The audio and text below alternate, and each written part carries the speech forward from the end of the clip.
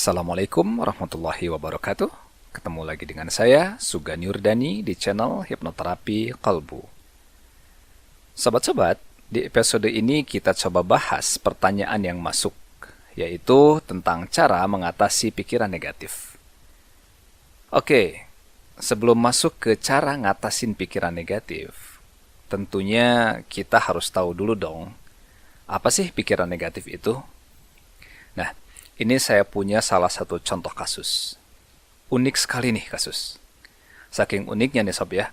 Kasus ini sampai saya kasih judul The Power of Jangan-Jangan. Kekuatan istilah jangan-jangan. Oke. Jadi gini sob. Ada seorang ibu. Sebut aja ya. Siapa ya namanya? Ibu inilah. Ini bukan nama sebenarnya.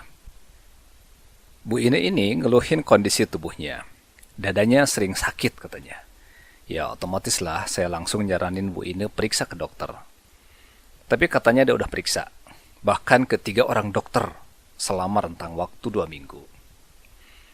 Jadi waktu pertama kali ngerasa sakit dada nih sob, dia langsung googling. Karena dia takut, jangan-jangan kena sakit jantung, dia pun searching. Masukin kalimat gejala sakit jantung. Gak cukup googling, dia juga ngehubungin temen yang punya riwayat sakit jantung. Tanpa mau berlama-lama, besoknya Bu Ine langsung periksa ke dokter. Ternyata dia sehat. Gak ada masalah sama jantungnya. Tapi perasaannya masih gak enak. Beberapa hari kemudian, dia periksa lagi ke dokter yang berbeda. Hasilnya sama. Gitu juga dengan dokter ketiga. Dokter menyatakan bahwa gak ada masalah sedikit pun pada jantungnya. Saya bilang sama Bu Ine, kalau gitu gak ada yang perlu dikhawatirin dong. Tapi sob, Bu Ine tetap aja kekeh kalau dia tuh curiga jantungnya bermasalah. Dia minta saran, apa harus periksa lagi ke dokter lain atau gak usah. Karena katanya sakit di dadanya tuh masih suka kerasa. Ya sebenarnya saya juga ngerti sih sob ya. Bu Ine bukan minta saran, tapi lebih tepatnya minta dukungan. Biar saya mengiyakan keinginannya untuk periksa lagi ke dokter yang berbeda.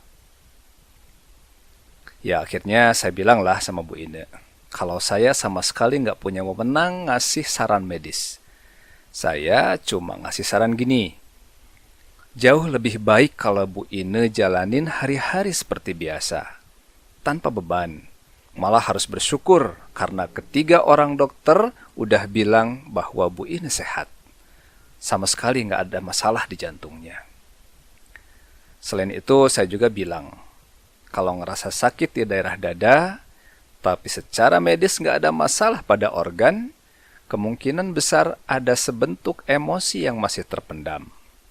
Misalnya masih nyimpen rasa sakit hati atau bahkan nyimpen dendam sama seseorang. Saya jelasin juga, hal seperti itu namanya organ language, yaitu keluhan pada organ tertentu karena adanya sebentuk pikiran yang terbahasakan secara verbal. Nah, setelah dengar saran dan penjelasan saya itu, secara refleks Bu ini langsung nyanggah.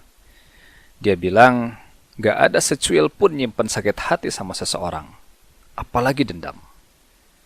Dia malah kekeh bilang kalau sakit dada yang dirasainya itu kayaknya memang gejala sakit jantung. Singkat cerita nih sob, suatu waktu secara gak sengaja saya ketemu Bu Ine di acara resepsi nikahan. Waktu itu Bu Ine cerita kalau dia periksa lagi ke beberapa dokter lainnya. Jadi total semuanya ada 7 dokter nih yang dia datangin. 6 dokter menyatakan dia sehat. Baru saat periksa ke dokter yang ke-7, dia dinyatakan ada masalah pada jantungnya. Ya saya sih cuma ngangguk-ngangguk aja sob waktu dia cerita.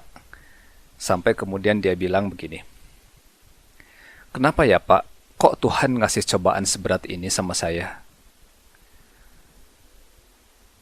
Sebelum saya jawab pertanyaan retorisnya itu, saya sempat narik napas panjang juga loh, Sob. Akhirnya saya bilang gini sama Bu Ine. Ibu, Tuhan nggak ngasih sakit jantung sama Bu Ine. Tapi ibu sendiri yang pengen. Waktu ibu dinyatakan sehat sama 6 orang dokter, ibu bukannya bersyukur, tapi justru terus berimajinasi kalau ibu itu sakit jantung. Dan ibu pun berusaha cari dukungan atas imajinasi tersebut. Akhirnya, ya pikiran ibu bekerja dengan sangat optimal agar imajinasi ibu itu betul-betul terwujud. Dan saat ibu benar-benar dinyatakan positif sakit jantung, kok ibu malah protes ke Tuhan? Sobat-sobat, pertanyaannya adalah, dari 7 orang dokter yang memeriksa Bu Ine, kira-kira dokter mana yang paling benar diagnosanya? Kalau menurut saya sih, semua dokter itu menegakkan diagnosa dengan benar. 6 orang dokter yang menyatakan Ibu Ine sehat, diagnosanya benar. Karena memang saat itu jantungnya masih aman-aman saja, gak ada masalah. Nah, karena imajinasi Bu Ine betul-betul kuat, juga upayanya sangat maksimal dalam mencari dukungan atas imajinasinya itu, akhirnya saat periksa ke dokter yang ketujuh, imajinasinya itu sudah mewujud jadi kenyataan. Dari contoh kasus yang saya ceritakan barusan, kita pastinya bisa banyak ngambil pelajaran ya Sob ya. Bahwa mulai sekarang, istilah jangan-jangan saya, jangan-jangan suami saya, jangan-jangan istri saya, jangan-jangan tetangga saya, dan berbagai jangan-jangan lainnya, jangan pernah kita rawat di dalam pikiran kita. Karena kata-kata itu gak lain hanya sebatas prasangka yang kalau kita rawat di dalam pikiran bisa jadi kenyataan. Itulah kenapa ya Sob, kalau kita renungin benar-benar nih, dalam surat Al-Hujurat ayat 12, Allah itu udah nyuruh kita ngejauhin prasangka sejauh-jauhnya. Ya karena ternyata efek dari prasangka itu emang negatif untuk diri sendiri loh Sob. Untuk kesehatan mental, juga kesehatan fisik. Sampai di sini mungkin ada di antara sobat-sobat yang masih nyimpen pertanyaan susulan. Misalnya, gimana sih caranya biar bisa nepis hadirnya istilah jangan-jangan di pikiran kita? Soalnya istilah jangan-jangan itu suka langsung muncul tanpa diundang. Oke, hal pertama yang harus sobat-sobat lakuin adalah, pertama, ketika mulai muncul kata jangan-jangan di dalam pikiran, yakinlah bahwa itu adalah benih prasangka yang harus diabaikan. Alihkan konsentrasi pada pekerjaan atau hal-hal yang lain. Kedua, sekarang ini kita sedang dibombardir oleh informasi. Cerita dan berita muncul setiap detik di smartphone kita. Di satu sisi informasi bisa bikin kita jadi cerdas, tapi di sisi lain informasi pun bisa bikin nalar kita jadi tumpul loh Sob. Informasi bisa bikin sehat, bisa juga bikin sakit. Intinya Sob, kita jangan mudah percaya sama informasi yang didapat, apalagi kemudian dicocok-cocokin dengan kondisi yang sedang kita alami. Ketiga, nah ini kalau nyangkut orang lain nih.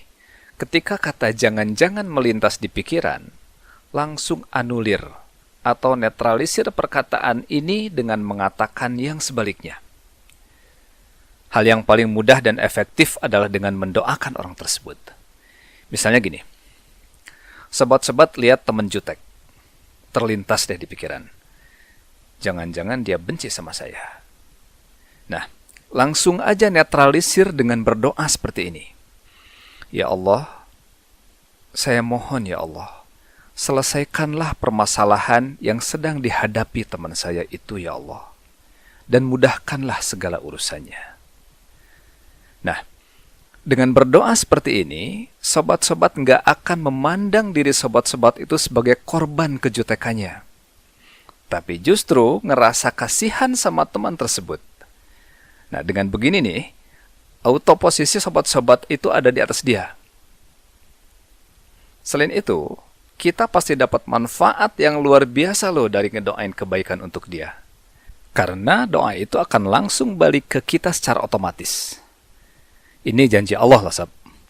Dalam hadis riwayat Muslim disebutin gini, bahwa nggak ada seorang Muslim pun yang mendoakan kebaikan bagi orang lain tanpa sepengetahuan orang itu, melainkan malaikat akan berkata, dan bagimu kebaikan yang sama.